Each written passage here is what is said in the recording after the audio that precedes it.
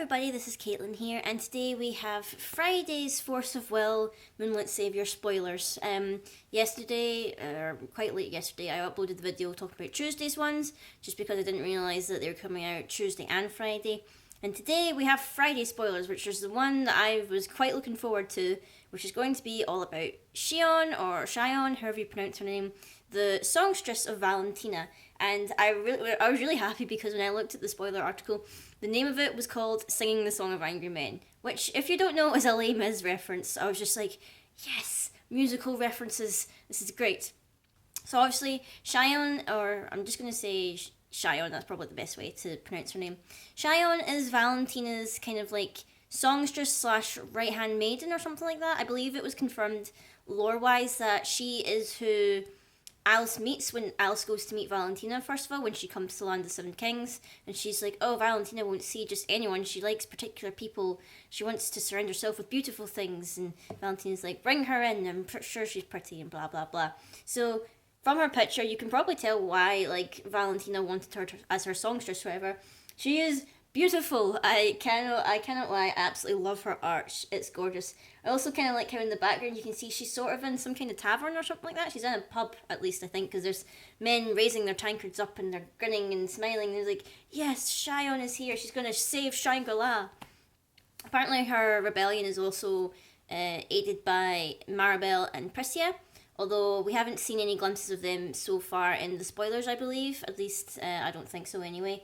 So for Songstress of Shangri-La, if I can even say that properly, she's obviously a water one. Her judgment is 1 blue and 2 void, which is pretty cool. The neat thing with her kind of like her gimmick thing, and which is going to be a common theme throughout this spoiler article, is that you can look at the top card of your main deck at any time.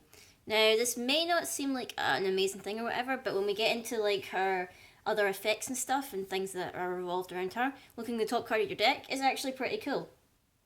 So we'll go to her J ruler side, which is Coup d'etat Mastermind Shion. I also like how she's known as Traitor, which is kind of I find that funny because like the other day there when I was talking about Primogenitor, we were making Steven Universe jokes because his name was Lapis, and now we're going to get loads of Star Wars jokes because she's literally labelled as a traitor. I can't believe that. Also, people were speculating that because it looked as if she was holding like a bow for a violin, that her regalia was maybe going to be a violin. It's not, because I'll explain the spoilers or whatever later on, but I don't know whether it's meant to be a bow, or maybe it's like a baton, like a kind of a conductor's baton. I don't know, or maybe, actually no, she's holding her violin in the picture now that I see it. It's just in the background, you can't really see it because of the text, but she's holding her violin, so it is a violin bow or whatever. But she's just totally gorgeous on this side as well. I love her outfit. Also, you can still look at the top card of your deck when she's on J ruler side. She's 900 attack and 1000 defense, which is pretty nice. When it enters the field, you reveal the top card of your main deck. If it's a resonator with total cost 5 or less, you can put it into your field.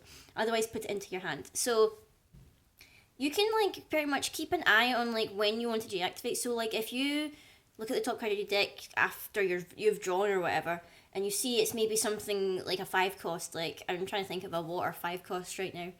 I can't think of one right now. But you can like easily put it onto your field, like depending on when you decide to deactivate. Obviously you need at least 3 stones to do so, which, you could do that pretty early game if you wanted to get like a massive like 5 cost or whatever out on the field, which is pretty epic in itself. Otherwise, if it's like for some reason it's like a 6 or something like that, or it's like if it's a spell or blah blah blah, it just goes in your hand, which is still kind of good. You're getting an extra draw essentially. Her God's Art is Serenade of Rebellion. See, we're keeping that Les Mis theme all the way throughout here. Which costs 2 water. Your ruler gains plus 500 to the end of turn. And then it deals damage equal to its attack to a target J resonator your opponent controls. So that's kind of good. It deals damage before it actually attacks, which is, like, pretty handy. And her flavor text is, "Oh, Lady Valentina, you've changed beyond recognition, so I send you this, my final requiem." I mean, I think she's a little bit sad that Valentina has kind of betrayed Shangri-La or whatever. I think she is a little bit sad, but we need to free the people.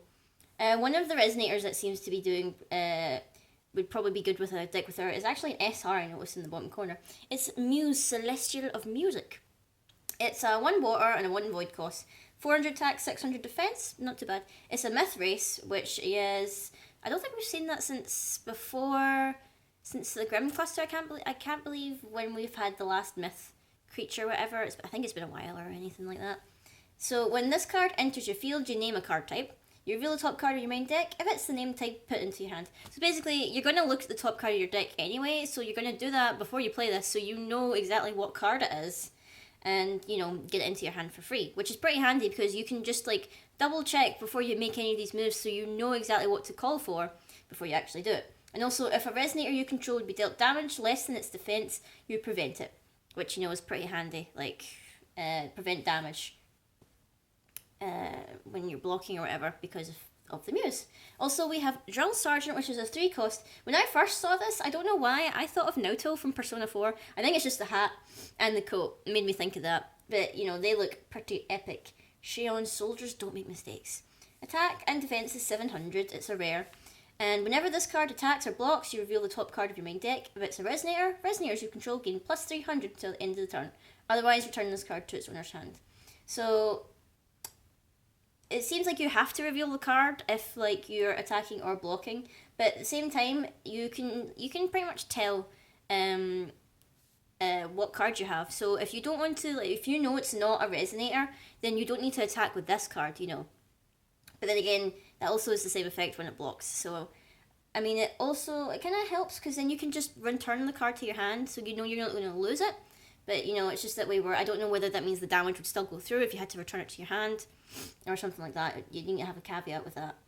And then we have a spell Chan, which looks so pretty. It's called Shion's Hymn, and it's a 3 cost. When Shangri-La fell to Shion's insurrection, the streets were filled with songs of praise for their new leader. So yeah, I'm thinking that maybe Shion, if they defeat Valentina, I know all this stuff with Primogenitor and Alice and Kaguya's going on, but if they manage to defeat Valentina, I mean, I'd be very happy for Shion to be the new ruler of Shangri-La. I think she'd be, you know, a fair ruler, a very musical ruler. I think that would be really nice. For this spell, you can put target Resonator on top of its owner's main deck. Reveal the top card of your main deck. If it's a water Resonator with total cost 2 or less, you put it into your field. And as long as your ruler is Shion, you may pay 2 less to play the God's Art. So this is similar to, I can't remember what the name of it is called, but it's similar to a spell that Dark Alice has, where you do a thing as an effect, and then you basically nothing for your God's Art that turn. So that would be a pretty good one to play if you were going to, you know, flip into Shion, or if you were going to activate her God's Art that turn. It would be pretty handy because you could do it for free. And here we come to Shion's actual regalia, which you can't see very well because of the shininess of the screen. But it is not her violin, it is the heavenly instrument Hydromonica, which, if I remember correctly, it's an instrument where it's filled with water, I believe. I feel like I've seen it before, like on television or something, but it's, by the look of it, it's like a thing that's filled with water, and I think it spins around, and like you move your fingers along it and it makes a sound depending on where you're playing it from. I don't know, I feel like I'm getting that description wrong, it might be wrong.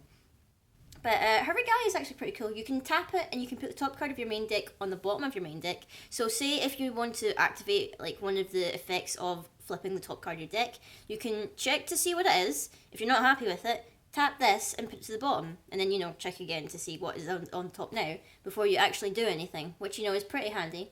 You can also pay 2 and tap and banish this card. You can search your main deck for a card, then shuffle your main deck and put that card on top of your deck. Also, if your ruler is the songstress of Shangri-La, Shion, you may pay 1 less to play this ability, which is pretty cool. And you can also discard this card from your hand and draw a card, which I think is pretty nice. Also, we come to her Memoria, which I'm really happy because it's a music box. I feel like that is such, like, keeping with the theme that she's a musical kind of character or whatever. I really think it's cool that her Memoria stone or whatever is actually, like, part of a music box. I think that's really cool. And if you have Shion as your ruler, it doesn't get rested when it comes into play, but if you have a different ruler, it comes in rested. So basically, you could run this with another water ruler if you really wanted, but keep in mind that if it's not Shion, it's going to be rested as soon as you like come into play. Which, you know, you tap it to produce water, obviously. And when this card enters your Magic Stone area, you name a card, you reveal the top card of your main deck, and if it's the name card, you put it into your hand. So basically, you're tapping a stone and getting a free draw, which is pretty insane, I think. You know, you already know what the card is because you've looked at it. You bring on the stone. Oh, I know what it is. It's blah blah blah. This card. Oh, I get to draw it. And I think the last one for the spoiler article is Musician of Shangri-La. He's a 1-drop. He has 300 attack and defense. He's a human, and whenever this card attacks or blocks, reveal the top card of your main deck. If it's a resonator, this card gains 200 to the end of the turn. Otherwise, return it to its owner's hand. Which is similar to the Drill Sergeant, whatever, but he is getting plus 200, and you know, if it's something other than a resonator, he's going back into your hand. So, I mean, it's a good way to protect resonators who have that effect. If, like, you don't want to lose it, or I know a lot of time if you're going up against a Dark Alice, you really don't want stuff going into your graveyard because Dark Alice can simply banish it, and, you know, that means that she gets boosted a lot more because she's banished a load of stuff from your graveyard, and you don't have any way of getting it back. I'm really excited for Cheyenne the Songstress. I mean, I would really love to build a deck. I feel like if you included Cheshire Cats in it, it would probably be a pretty good deck. Obviously, we don't know all the other water stuff that's coming out. That's only like a little glimpse of it. So there's probably going to be more stuff to support Cheyenne and whatever. But I am looking really forward to it. I would like to play Cheyenne. I don't know if she'll be very competitive or whatever. I know that she's sort of a wee bit gimmicky, but I'm also glad that she doesn't have to use Moonwill. Because Primogenitor and Kaguya had to use Moonwill for a lot of their stuff. And I'm kind of happy that she doesn't. A lot of it just seems to be water, which I think is, you know, it doesn't complicate matters as much because, you know, not everyone in this set is going to be using Moonwill, which, you know, helps out a lot because you don't need to, like, factor in the fact that, oh, I need stones that produce this and moon and blah, blah, blah. So, I'm really interested in, like, seeing what else that she can do. I think that, I don't know whether she'll be seen again after Moonlit Savior because depending on what the last set is for Alice Cluster, I don't know. I mean, she might become like the Queen of Shangri-La for all we know if like they do manage to defeat Valentina and you know Shangri-La is saved and blah blah blah and they need a new queen or like a new lady or whatever to rule over them. Maybe Cheyenne could be that person. Hopefully, if she survives till the end of the war, fingers crossed. Because I really like her as a character. Maybe a little bit more than Valentina because you know Valentina's nice and everything, but I think I like Cheyenne a bit more. She also kind of reminds me of that girl Aqua from Fire Emblem Fates, even though Fire Emblem Fates isn't out yet. But anyway, guys, let me know what you thought of this day's spoilers. I'll try and keep on top of it now that I realise that they're coming out Tuesday and Friday, but obviously, like, depending on how busy I am or whatever, it might be a day late or, like, a day or two after before I can post the video. So leave in the comments what you thought of the Songstress's spoilers and what you think the next spoiler is going to be. Personally, I think it'll probably be the wizard.